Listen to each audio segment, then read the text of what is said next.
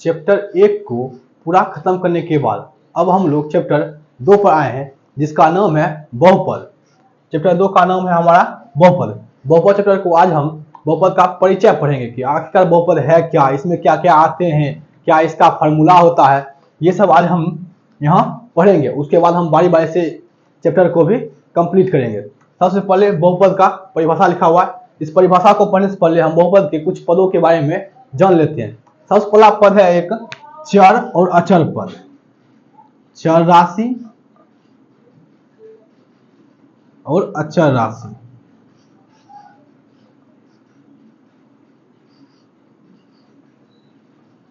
चर राशि किसे कहते हैं और अचर राशि किसे कहते हैं? देखिए, चर वैसे संख्या, जैसे देखिए यहाँ पर x है, यहाँ पर x है लिखा हुआ, तो वैसी संख्या अल्फाबेट, जो अंग्रेजी का जो अल्फाबेट होता है ABCD XYZ, इन सभी को जब हम लिखते हैं तो वो सब हमारा चर में आ जाता है।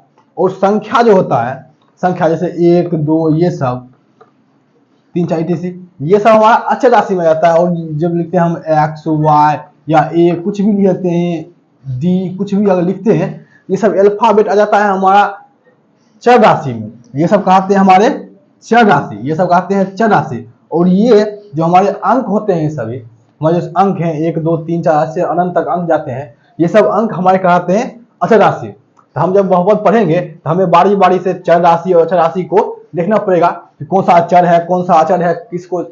इसलिए चर राशि कहते हैं। जब भी देखिएगा आप लिखा रहेगा बहुपद, उसमें कुछ अंक दिया रहेगा। जैसे यहाँ पर लिखा हुआ x + √2, 2x + 5, 2x + 5 लिखा हुआ, इसमें ये x जो हुआ ये हो गया हमारा चर राशि, ये x हमारा हो गया चर राशि। और ये 2 है या यहाँ 5 है, ये हो गया हमारा अचर राशि। तो अब आपको समझ में आ गया होगा कि चर राशि कौन सा होता है और अचर राशि कौन सा होता है।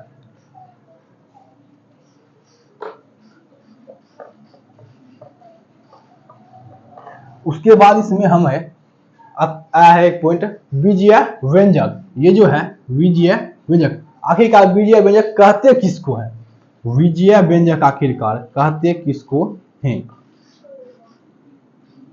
बीजीय व्यंजक,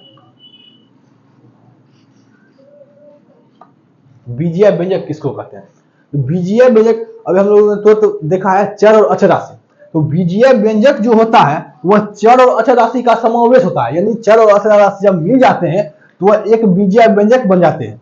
जैसे लिखा हुआ है 2x + 6, 8y + 9, ये सब जो लिखा होता है ये सब हमारा बीजीय व्यंजक कहता है। यानी चर और अचर राशि का समावेश। यहाँ पर ये चर हो गया, ये हमारा चर, और ये जो है 2, ये हमारा हो गया अचर, ये हो गया हमारा अचर। तो चर और अचर राशि का जो समावेश है यानी मिश्रण है, वही हमारा क्या हो जाता है?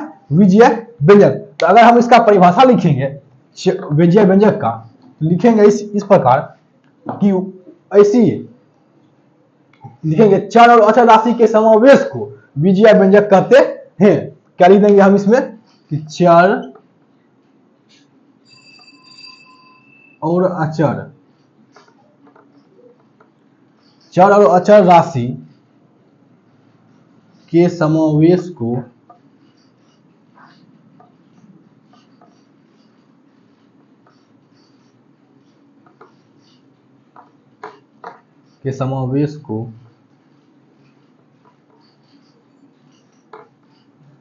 बीजीय व्यंजक कहते हैं।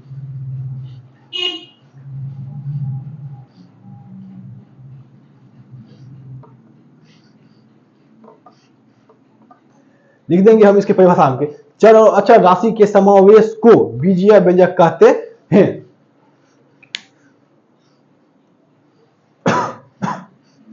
हो गया। अब हम आते हैं बहुपद के परिभाषा पर। ये कुछ पद थे जिनकी जानकारी हमें जरूरी थी इस परिभाषा को जानने के लिए। अब बहुपद का परिभाषा होता है ऐसा बीजीय व्यंजक, अभी हमने देखा कि बीजीय व्यंजक क्या होता है। ऐसा बीजीय व्यंजक जिसमें प्रत्येक पद के, जो पद पूरा होता है, ऐसा बीजीय व्यंजक जिसमें प्रत्येक पद के चर राशि का घात कोई पूर्ण संख्या हो। यानी कोई भी चर राशि है, चर यानी राशि क्या, यानी जो x y दिया जाता है, जैसे दिया होगा 2x⁵ + 6 तो ये एक बीजीय व्यंजक हुआ, ये एक बीजीय व्यंजक हुआ। ऐसा बीजीय व्यंजक जिसमें प्रत्येक पद के चर राशि का घात, चर राशि ये हुआ, चर राशि हमारा, चर राशि का घात कोई पूर्ण संख्या हो, कोई ये जो घात हुआ चर राशि का घात, ये जो घात हुआ ये को क्या होना चाहिए, पूर्ण संख्या, पूर्ण संख्या हो, बहुपद कहता है। कोई भी अगर हमें बीजीय व्यंजक दिया हुआ है उसका जो घात है वो हमें क्या होना चाहिए, पूर्ण संख्या। 0 से लेकर अनंत तक की संख्या को क्या कहते हैं, पूर्ण संख्या। तो उसका जो घात होना चाहिए वो हमारे पूर्ण संख्या होना चाहिए। घात अगर पूर्ण संख्या नहीं होगा तो पूरा बहुपद नहीं कहेगा।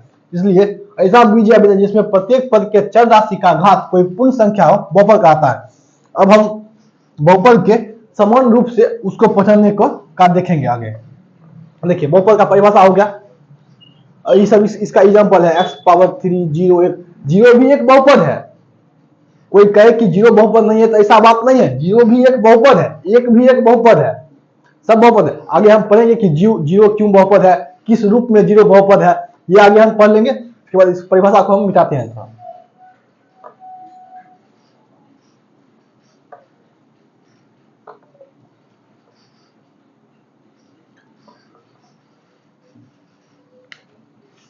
अब हम लोग देखते हैं बहुपद का सामान्य रूप।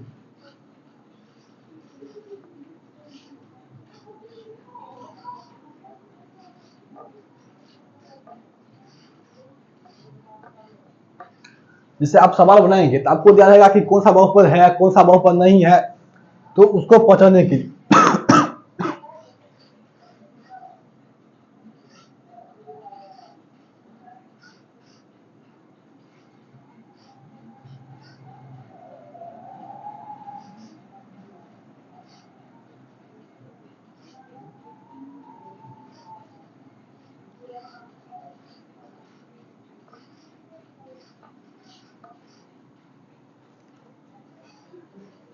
देखिए बहुपद का समान रूप होता है वह इस रूप का आता है, a0 x0 a1 x0 यानी अनंत तक an x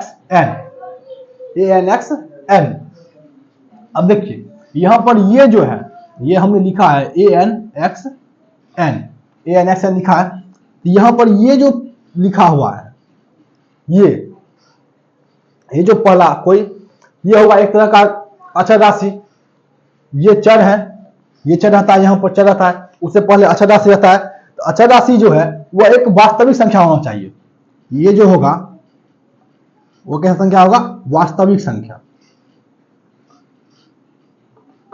और जानते हैं कि वास्तविक संख्या में सभी संख्या आ जाते हैं, वो चाहे रूट का हो, पूर्णांक का हो, कोई भी संख्या हो, परमेय संख्या का हो, कोई भी संख्या हो वास्तविक संख्या के अंदर चला जाता है। तो वास्तविक संख्या में कुछ भी यहाँ पर संख्या में कुछ भी यहाँ हो सकता है, यहाँ कुछ भी हो सकता है। उसके बाद देखिए ये जो है हमारा ये हो गया अचर पद, और ये जो चर पद जो होता है ये हमारा जो है इसका जो n है ये पावर जो इसका n है, ये जो चर पद का पावर n है ये हमारा एक पूर्ण संख्या होना चाहिए। क्या होना चाहिए, पूर्ण संख्या। ये हमारा होना चाहिए पूर्ण संख्या।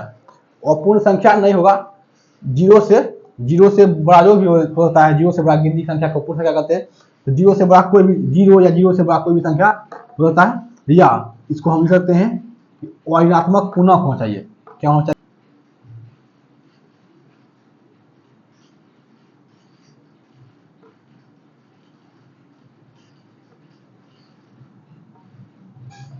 क्या होना चाहिए, पूर्ण संख्या होना चाहिए या ऋणात्मक पूर्णांक होना चाहिए। इसके बाद हम लोग अब पढ़ेंगे बहुपद के प्रकार कौन कौन से हैं, नहीं हैं, ये सब के बारे में।